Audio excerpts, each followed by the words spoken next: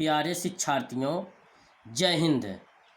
आज प्रश्नावली 3.2 का पहला प्रश्न पढ़ेंगे प्यारे बच्चों।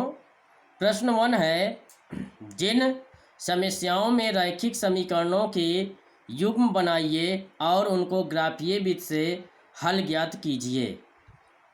पहला है बच्चों, इसमें 2 सवाल हैं, 2 खंड हैं। पहला पहले हम पढ़ेंगे, फिर इसमें का सेकंड पार्ट, ठीक है ना बच्चों। कक्षा 10 के 10 विद्यार्थियों ने एक गणित की पहेली प्रतियोगिता में भाग लिया। यदि लड़कियों की संख्या लड़कों की संख्या से 4 अधिक है तो प्रतियोगिता में भाग लिए लड़कों और लड़कियों की संख्या ज्ञात कीजिए। ठीक है ना शिक्षार्थियों। अब सपोज करो, सोचो कि कक्षा 10 का एक क्लास है, उसमें 10 विद्यार्थी पढ़ते हैं। उस 10 विद्यार्थियों में बच्चों लड़कियां भी हैं और लड़के भी हैं, लेकिन इसमें कंडीशन रखा है कि जितने भी लड़के हैं उनसे लड़कियों की संख्या 4 ज़्यादा है। ठीक है ना बच्चों। तो इसमें मानेंगे, हल करेंगे, चलते हैं, ज्ञात करते हैं। माना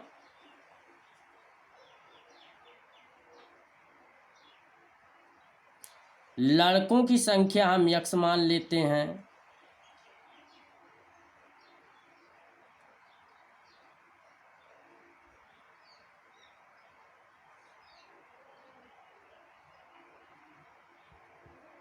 क्या x, तथा लड़कियों की संख्या y है।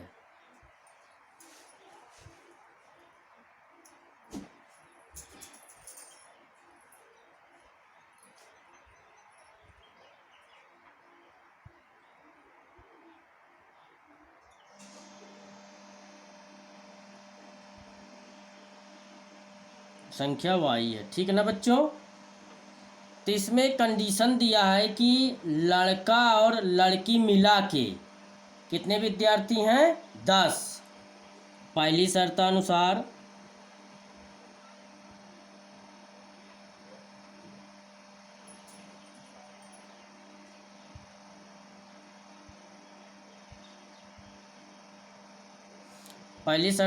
प्यारे बच्चों, कुल विद्यार्थी कितने, 10 हैं। 10 में लड़का और लड़कियों की संख्या मिला के 10 होंगी, तो लड़कों की संख्या x है और प्लस लड़कियों की संख्या की जो है y है। ठीक है ना बच्चों।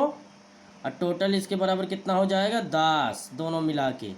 ये समीकरण नंबर 2 हो गया ना, सॉरी 1 हो गया। ठीक है ना प्यारे बच्चों। अब हम दूसरी शर्तानुसार देखते हैं।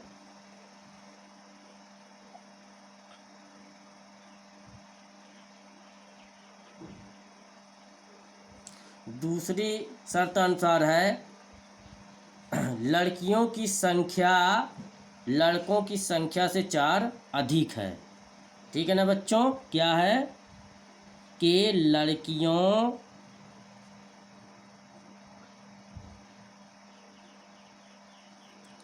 की संख्या बराबर लड़कों की संख्या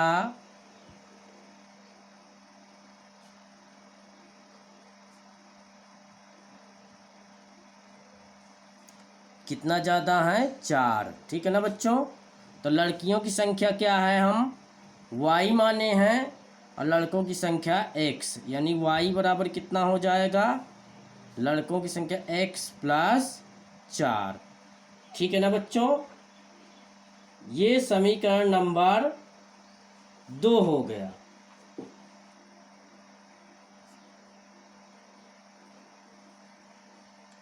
ठीक ना बच्चों।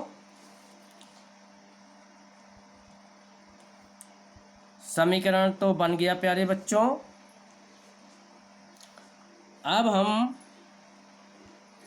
सारणी बनाएंगे, बिंदु निकालना है जिससे हमको ग्राफीय निरूपण करना है। ठीक है ना बच्चों। तो समीकरण 1 से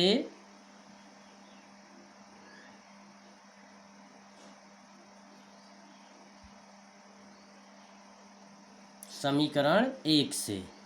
तो पहला समीकरण क्या है प्यारे बच्चों, x प्लस वाई बराबर 10, x प्लस वाई बराबर 10। ठीक है ना बच्चों।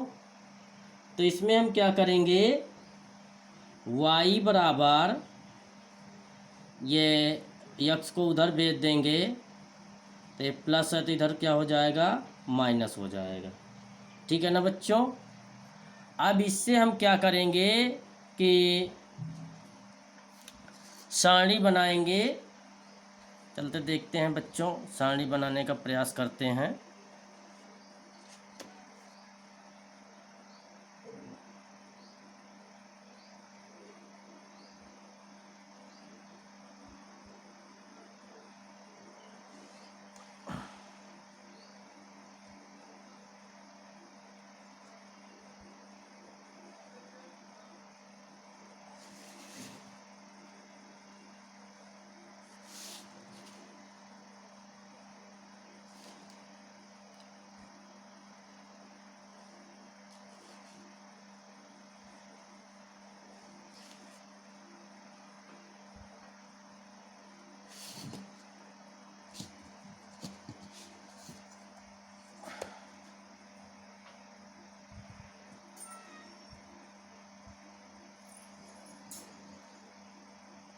ठीक है ना बच्चों, ये सारणी बन गई।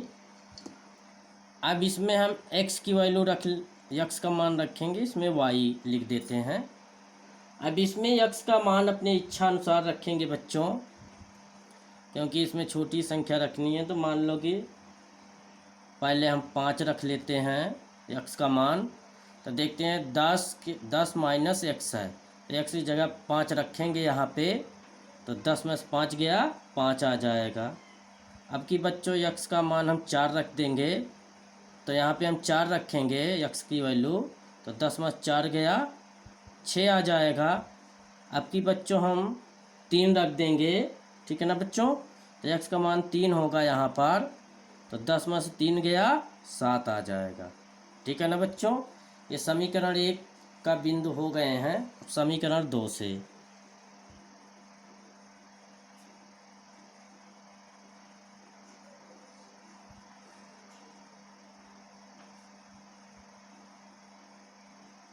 ठीक है ना बच्चों, समीकरण 2 से। तो समीकरण दूसरा है y बराबर x प्लस 4। अब इसमें भी सारणी बनाना पड़ेगा बच्चों।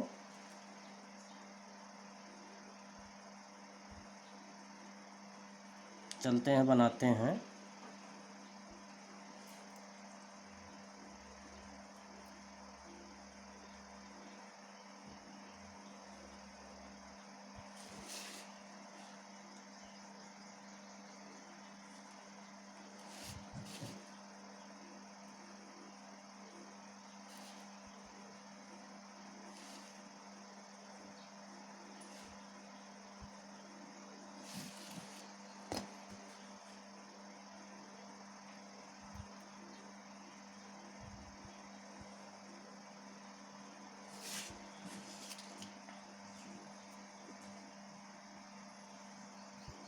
ठीक है बच्चों, इसमें हम x लिख देंगे, इसमें y लिख देंगे।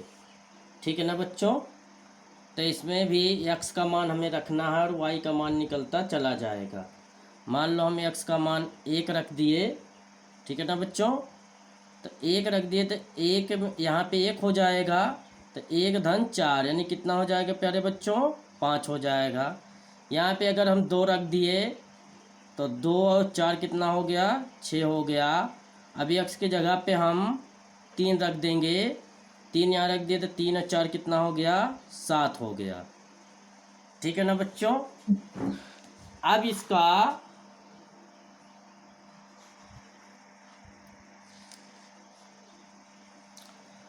इसका बच्चों हम ग्राफ खींचेंगे। ठीक है ना। चलते हैं बच्चों, अब इसका हम ग्राफ ये निरूपण करते हैं। ग्राफीय रूप।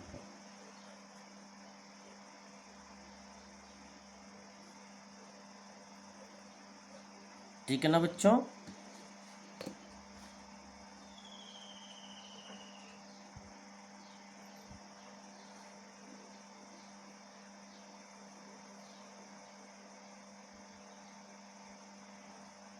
ठीक है बच्चों, ऐसे खींच लेते हैं।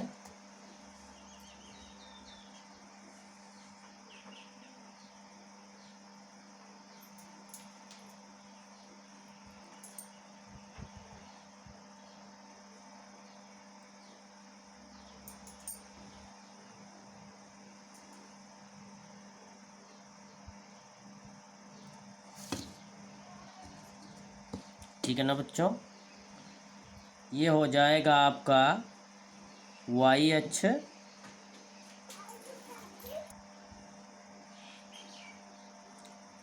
ये वाई डैश हो जाएगा बच्चों, ये आपका एक्स अक्ष और ये एक्स डैश, बीच में मूल बिंदु ओ हो जाएगा। ठीक है ना बच्चों। अब इस पे हम बिंदु अंकित कर देते हैं। मैक्सिमम देखते हैं दोनों सारणी में 7 से ज़्यादा कोई भी बिंदु नहीं है, तो 7 कम से कम रहेगा। ज़्यादा से ज़्यादा चाहे जितना कर दीजिए, उससे कोई दिक्कत नहीं है। तो मान लो 1 2 3 समान दूरी पे होना चाहिए, 4 5 6 7 8। ठीक है ना बच्चों। तो 1 हो गया, 2 3 4 5 6 7 8। यहाँ पे हो जाएगा 1 2 3 4 5 6 7।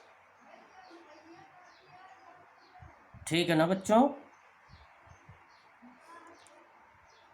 1 2 3 4 5 6 7 हो गया 8। यहाँ पे 1 2 3 4 5 6 7। ठीक है ना बच्चों।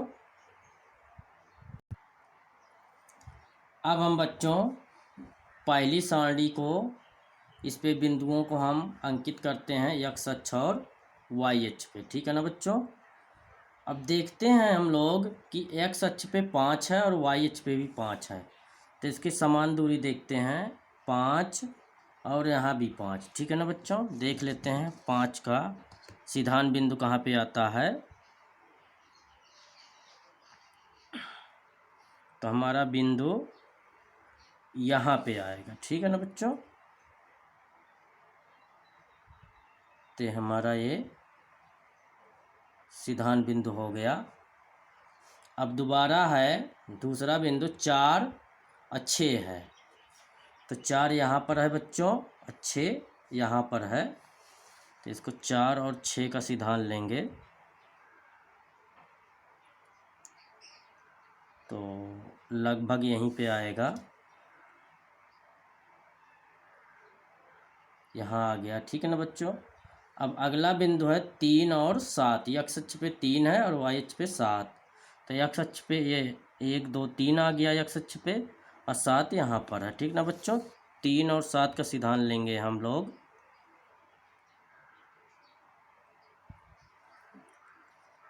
तो यहीं पर आएगा लगभग।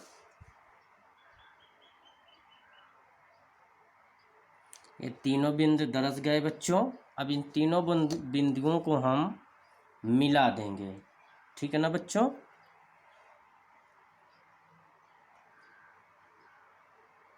एकदम जहाँ पे सिधान बिंदु आएंगे मिला देंगे इसको। ठीक है ना बच्चों। ये मिल गया।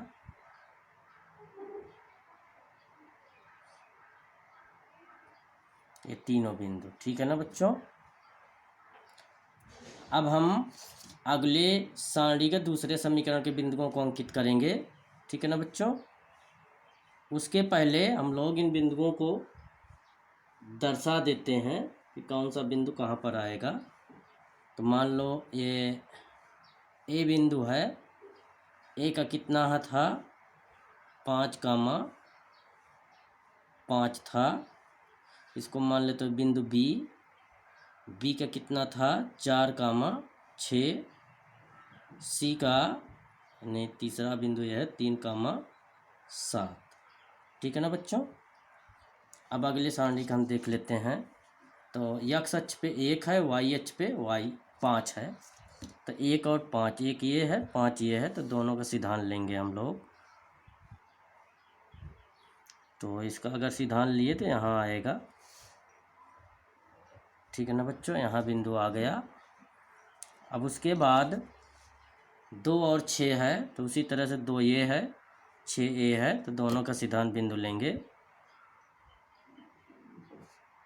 तो 2 और 6 लगभग यहीं पे आएगा। ठीक है ना बच्चों, यहाँ पे आ गया। उसके बाद 3 और 7 है, 3 यहाँ पर है, वाई अक्ष पे 7 यहाँ पर है, तो 3 और 7 का सिद्धांत लेंगे।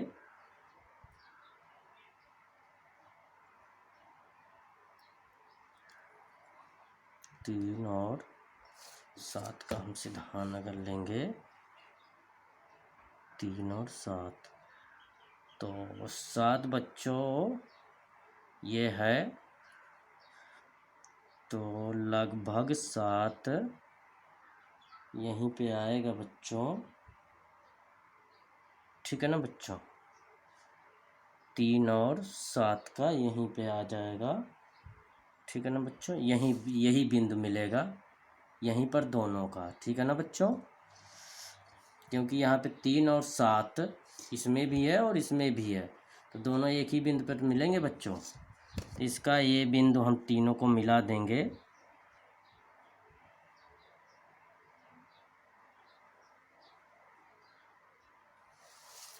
ठीक है ना बच्चों, ये बिंदु मिल गया।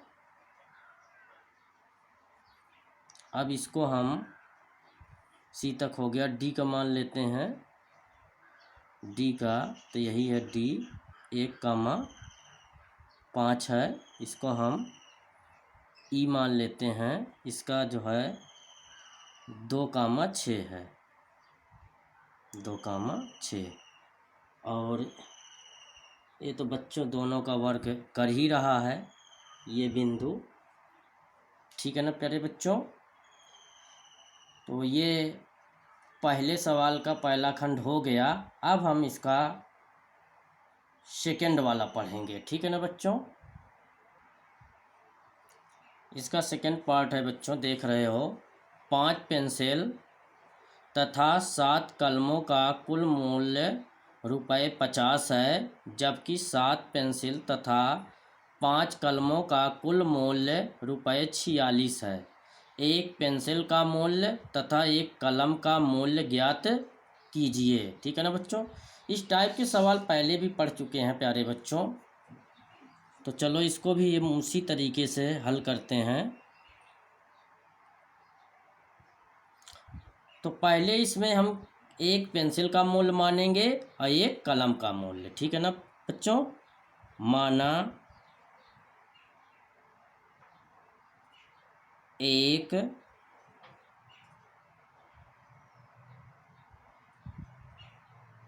पेंसिल का मूल्य ₹X तथा एक कलम का मूल्य ₹Y है। ठीक है ना प्यारे बच्चों, अब इसमें हम ये ध्यान देंगे कि इस 5 पेंसिल 7 कलमों का कुल मूल्य कितना है, ₹50 है पहली शर्तानुसार।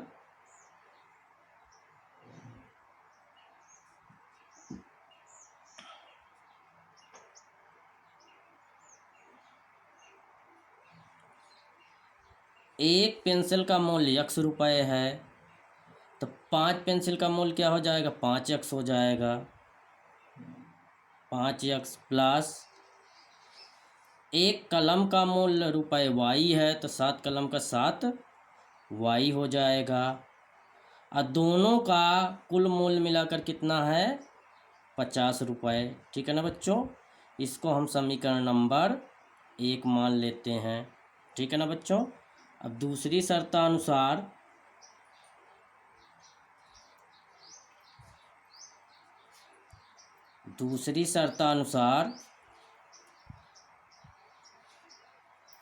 उसी तरह से 7 पेंसिल का मूल्य 7x हो जाएगा प्लस 5 कलम का मूल्य 5y हो जाएगा। अब बराबर दोनों का मूल्य मिलाकर टोटल कितना हो गया, 46। समीकरण नंबर कितना हो गया प्यारे बच्चों, 2। ठीक है ना। अब इसका क्या करते हैं हम लोग, सारणी खींच लेंगे इसका। अब लिखेंगे समीकरण 1 से, जैसे पिछले सवालों में लगाते हैं प्यारे बच्चों। अभी इसके पहले फर्स्ट में भी लगाए थे प्रश्न में। समीकरण 1 से, समीकरण क्या है हमारा, 5x प्लस 7y बराबर 50 है। ठीक है ना बच्चों। तो इसमें हम देख रहे हैं कि अब x बराबर इसमें मान निकालेंगे। 5x बराबर 50 माइनस, ही प्लस इधर आएगा तो माइनस हो जाएगा, या x बराबर 50 माइनस 7y बटे में 5 आ जाएगा। ठीक है ना बच्चों। चलते हैं इसका सारणी खींचते हैं।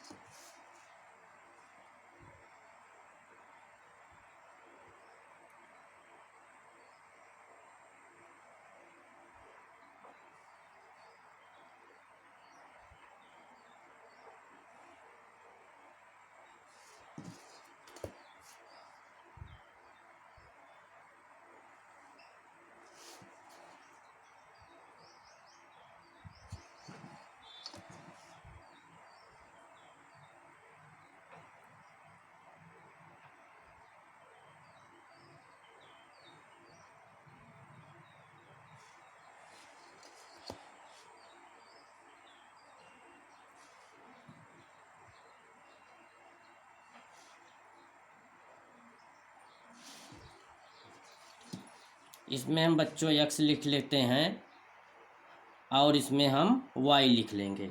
ठीक है ना बच्चों। अब इसका हम लोग y का मान रखेंगे तो x की वैल्यू निकल आएगी। ठीक है ना बच्चों। तो पहले हम y का मान 0 रखेंगे अपने सुविधा अनुसार। तो y की जगह पे 0 अगर यहाँ पे रखेंगे तो 7 में अगर 0 से गुणा करेंगे तो 0 हो जाएगा। ठीक है ना बच्चों। तो -7y है, तो 0 से 0 रखेंगे y का मान तो 0 हो जाएगा। तो 50 में 0 गया, 50 आ जाएगा। और नीचे 5 है, 5 से इसको भाग देंगे, 5 धाम में 50, तो यहाँ पे कितना आ जाएगा बच्चों, 10 आ जाएगा। ठीक है ना बच्चों। अब कि हम 5 रखेंगे y का मान, तो 7 पचे 35 आ जाएगा। 50 में से 35 गया, 15 आएगा। 15 को हम 5 से भाग करेंगे क्योंकि नीचे है, तो 5 तिहाई 15, 3 आ गया। ठीक है ना बच्चों। अब कि हम 10 रखेंगे y का मान, तो 10 सत्ते 70, 70 यानी 50 में 70 गया, -20 आ जाएगा। तो 5 से हम 20 को भाग करेंगे तो 5 चौक 20 यानी -4 आ गया। ठीक है ना बच्चों। ये पहले समीकरण का बिंदु मिल गए जिसको जिसको हमको रखना था। अब समीकरण 2 से,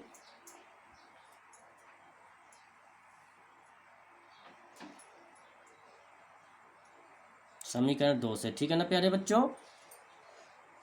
दूसरा समीकरण जो है वो है, देख रहे हैं, 7x प्लस 5y बराबर 46। 7x प्लस 5y बराबर 46। ठीक है ना बच्चों। अब इसमें भी x का मान निकालेंगे हम, तो 7x बराबर 46 प्लस इधर आएगा तो क्या हो जाएगा माइनस 5y हो जाएगा, या x बराबर 46 माइनस 5y बटे कितना हो जाएगा 7। ठीक है ना बच्चों। अब इसका हम लोग सारणी इसका भी बनाएंगे उसी तरह से। इस तरह से पहले खींच लेंगे इसका टेबल।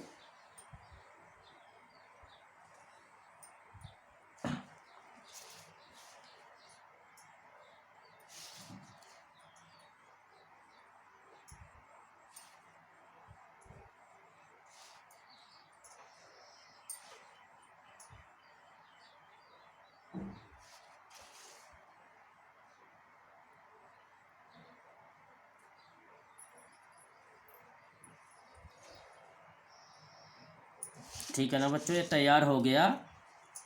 अब इसमें हम x रखेंगे और इसमें y। ठीक है ना बच्चों। अब अपनी सुविधा अनुसार y का मान रखेंगे यहाँ पर, और x का मान ये निकलता चला जाएगा। ठीक है ना बच्चों। तो हम यहाँ पर y का मान क्या रख लेते हैं पहले बच्चों, 5 रख लेंगे, तो 5 पचम 25 आ जाएगा। 25 और 46 में से 25 गया, कितना आ जाएगा बच्चों, 21 आ जाएगा। और 21 आ जाएगा तो 7 से उसको हम भाग करेंगे तो 7 त्रिक 21 आएगा। ठीक है ना बच्चों। अब हम y का मान 2 रखेंगे। इसमें बहुत सोच समझ कर रखना है बच्चों, ताकि सुविधा अनुसार x का वैल्यू निकलता रहे। तो इसमें -2 रखेंगे तो 2 पंचे 10 हुआ। अब माइनस माइनस क्या हो जाएगा, प्लस हो जाएगा। तो 46 में ये जुड़ जाएगा कितना, 10। तो कितना हो जाएगा 56। 56 को हम 7 से भाग करेंगे तो 7 अठे कितना हो जाएगा, 56 हो जाएगा। अब बच्चों y का मान हम 12 रखेंगे। ठीक है ना बच्चों। तो 12 पंचे 60 हो जाएगा। और 60, 46 और 60 का अंतर जो होगा घटाएंगे तो माइनस कितना आ जाएगा बच्चों, 14 आ जाएगा। और 7 को हम 14 से भाग करेंगे तो 7 दूनी 14 यानी -2 आ जाएगा। ठीक है ना बच्चों। इसमें थोड़ा कठिनता है, क्योंकि मान इसमें निकालना सुविधाजनक निकालना पड़ता है, जिससे हमें ग्राफ में दर्शाने में कोई प्रॉब्लम ना हो। ठीक है ना प्यारे बच्चों। अब इसका हम ग्राफीय निरूपण करेंगे। चलो बच्चों, इसका हम ग्राफीय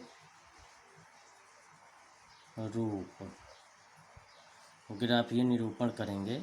तो इसका ग्राफीय रूप देखेंगे। ठीक है ना बच्चों। चलते हैं, इसमें x अक्ष और y अक्ष खींचेंगे।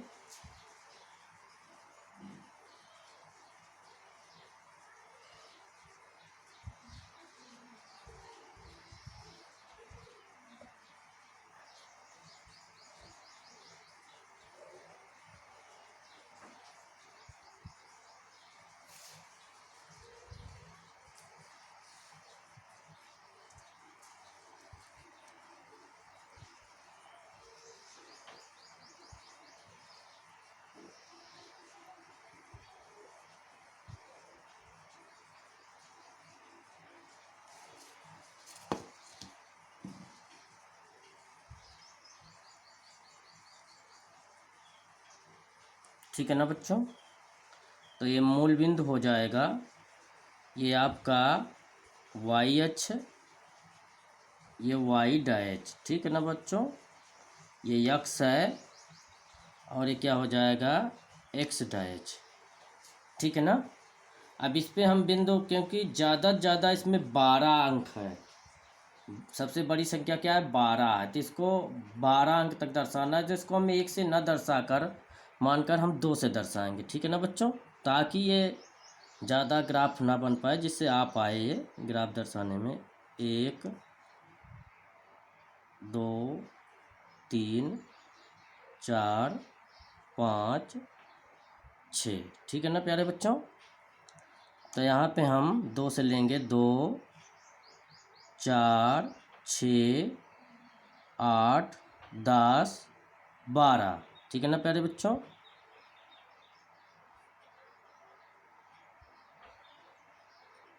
ये हो गया। इसी तरह ऊपर भी 2 4 6 8 10 12, ठीक है ना बच्चों। इसी तरह इधर भी ले लेंगे। इधर का तो माइनस होगा, -2 -4 -6 -8 -10 -12, ठीक है ना बच्चों। इसी तरह इधर भी -2 -4 -6 -8 -10 -12, ठीक है ना बच्चों। ये बिंदु हम दर्शा लिए इस पर। अब हम जो सारणी में ये अंकित है, इस बिंदु को हम इस पर अंकित करेंगे, जो बिंदु निकालें हम लोग, ठीक है ना बच्चों।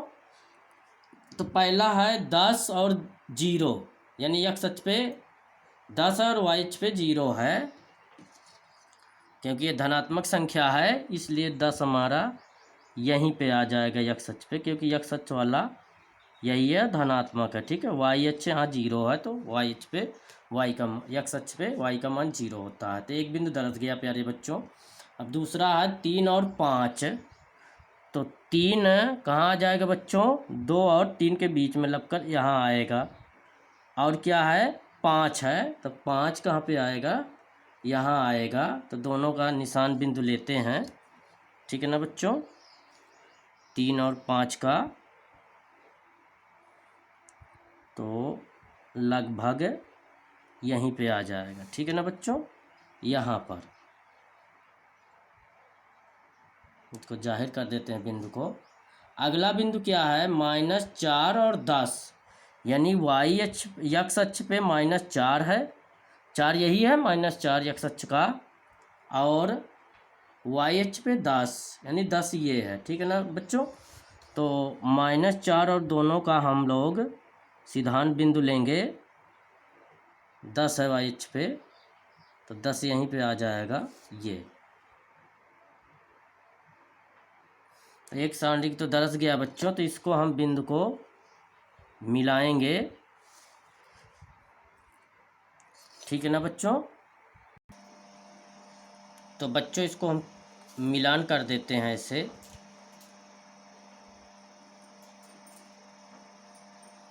ठीक है ना बच्चों, ये बिंदु दर्ज गए।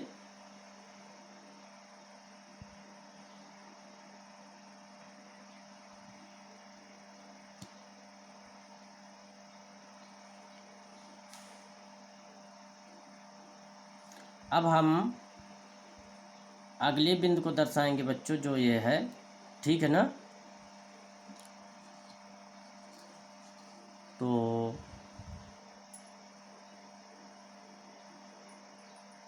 3 और 5 है, x अक्ष पे 3 है और y अक्ष पे 5 है, तो 3 यहीं पे आएगा, अब 5,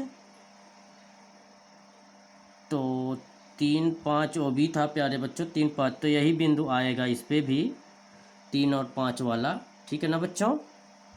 उसके बाद 8 कामा -2, तो वह x अक्ष पे 8 है और उस पे 2 है, ठीक है ना प्यारे बच्चों। तो इसको अगर हम दर्शाएंगे तो 8 कामा 2 कहाँ आएगा बच्चों, ये 8 है और -2 है प्यारे बच्चों। 8 और -2 है, तो 8 यहाँ पर है, 2 यहाँ पर, ये -2 और 8। ठीक है ना प्यारे बच्चों। उसके बाद -2 और 12, -2 यहाँ पर है और 12 यहाँ पर है। ठीक है ना बच्चों। तो इसका -2 और 12 का अगर सिद्धांत लेंगे तो यह आएगा बच्चों। ठीक है ना बच्चों, यही आएगा। अब इन तीनों बिंदुओं को हम मिला लेते हैं बच्चों, तो ये और ये।